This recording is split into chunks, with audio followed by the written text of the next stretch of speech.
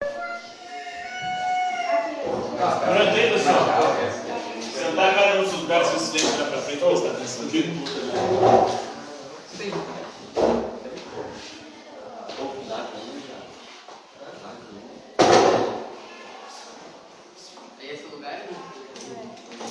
Então, na aula de hoje, nós vamos falar sobre um pensador contemporâneo chamado David McCrum.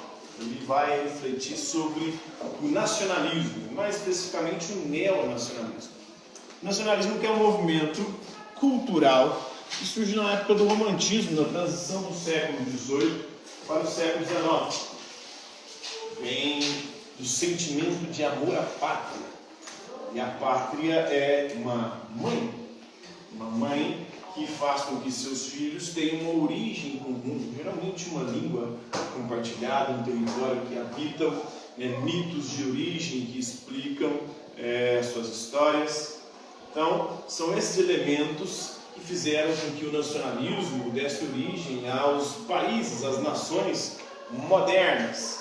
O processo de formação dos Estados modernos começa com o início da modernidade, na transição da Idade Média para a Idade Moderna. Depois tem o processo de configuração dos países, tais como nós entendemos hoje, e mais recentemente nós temos o neonacionalismo. Neo em grego é novo.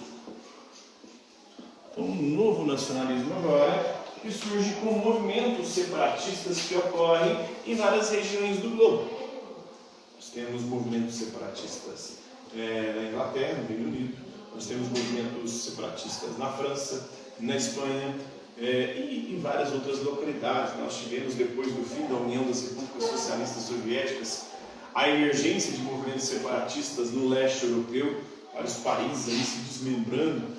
A Tchecoslováquia, por exemplo, vira a República Tcheca, e a Eslováquia, dois países diferentes. Mesmo em países modernos, que são fruto da colonização, como o Canadá, também há no Quebec, a comunidade francófona que fala francês. No Canadá tem duas línguas oficiais, inglês e francês. E lá tem esses movimentos, às vezes separatistas, ou às vezes movimentos que querem firmar a sua identidade através de símbolos comuns. E, segundo ele, essas nações, ou essas tentativas de criar novas nações, podem ser imaginadas aí construídas com um traço histórico relativamente pequeno. Essas modernas, essas contemporâneas, na verdade. Esse processo de estudo das nações, dos Estados-nações modernos, começa no século XVIII. Em 1707 é assinado um tratado chamado Tratado de União. Ele foi ratificado ali e estabeleceu o Reino Unido. Ele foi oficialmente constituído. O Reino Unido é composto por quais países, você sabe? França. É Estado. Daqui a pouco ele tá falando Rússia.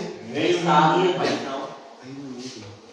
Reino Unido, tá? Grã-Bretanha, nós temos lá, dentro do Reino Unido, aquela que é Estados considerada É Estado, não é país não. o Reino Unido. Quais países fazem parte do Reino Unido? Do Reino Unido. País. Inglaterra, Inglaterra, França, Estados Unidos não. Estados Unidos. Estados Unidos.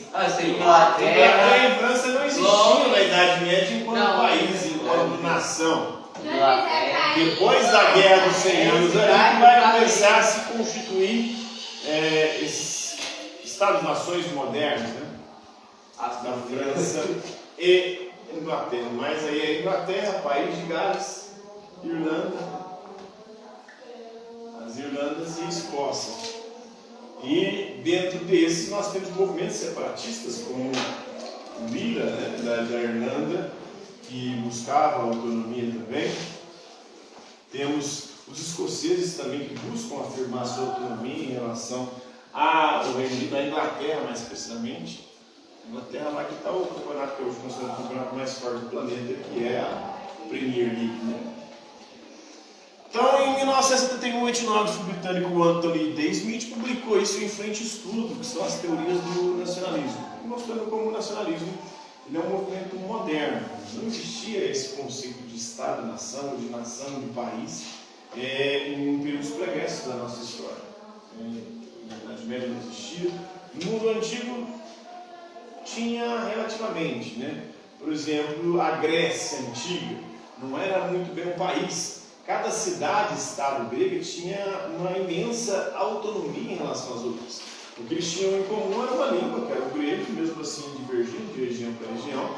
E o que hoje nós entendemos como a Grécia antiga era composta da própria Grécia, onde é a Grécia hoje, mas também a Itália e a Turquia, faziam parte do mundo helênico, do mundo grego antigo, né? Então, em 1983, o sociólogo britânico Benedict Anderson, ele publicou sua obra Comunidades Imaginárias, mostrando que esse conceito de nação é muito mais uma construção histórica e social do que algo natural. É uma comunidade imaginada, criada, construída historicamente. Então esse negócio de amor à pátria nem sempre existiu.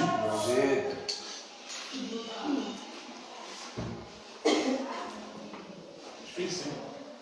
Mas esse negócio de amor à pátria nem sempre existiu. Isso aí é uma criação recente, moderna. O próprio Brasil, enquanto país, a gente vai se constituir somente com a nossa independência. A formação do país Brasil enquanto Estado-nação vai se dar entre 1822 e 1889, até a proclamação da República, ali no primeiro e segundo reinado, né? Os governos de Dom Pedro I e Dom Pedro II. Antes nós éramos uma colônia portuguesa, nem tínhamos autonomia e não tínhamos também construído esse senso de nacionalidade, ou de nacionalismo. A partir do romantismo e obras como de José Alencar na literatura, vamos buscar construir os nossos mitos de origem, vamos buscar construir esse senso de identidade nacional. Aí vamos começar a criar e buscar heróis, como Tiradentes, e outras figuras, Pedro Alves Cabral, o grande distribuidor. Nós temos o Tiradentes, um grande lutador pela liberdade, pela autonomia, na Inconfidência Mineira, e assim sucessivamente essa construção desses mitos de origem ou dessas histórias que vão fundar o nosso Estado-nação. Então esse conceito, né, é uma comunidade imaginada, é um conceito construído histórico e socialmente, né? Ele faz um exame da formação do conceito de nação. Como eu disse, é um conceito moderno e existe ali na transição do século XVIII para o século XIX. Em 1998, o sociólogo britânico David McRan, que é esse que nós estamos falando, ele argumenta ali, né, na sua obra A Sociologia do Nacionalismo, que o nacionalismo ele opera aí como um veículo para uma variedade de interesses sociais e econômicos. Então, essas comunidades, ele vai fazer uma análise da Escócia, especialmente, porque era britânico, e vai perceber que há coisas em comum, né, nesse nacionalismo escocês ou nesses movimentos separatistas modernos. Tem muita coisa ali associada a interesses sociais e econômicos ao buscar a autonomia dessas regiões desse país. Nós temos lá na Catalunha, na Espanha, temos os bascos também. A Espanha tem vários movimentos ali separatistas, várias regiões que querem a separação e a autonomia em relação à Espanha. E tem muita coisa em comum com essas comunidades do Quebec, com as comunidades do leste europeu, com as comunidades, né, do Reino Unido. Em 2004, a socióloga japonesa Tsuki Shijo, ela explorou aí a aparente contradição de uma política de independência na Europa, né, no nacionalismo escocês, e a própria ideia de Europa. Essa ideia também é uma construção histórica e social de europeu, até porque há uma grande diversidade de povos, de línguas. Então, como é que eles teriam uma origem comum?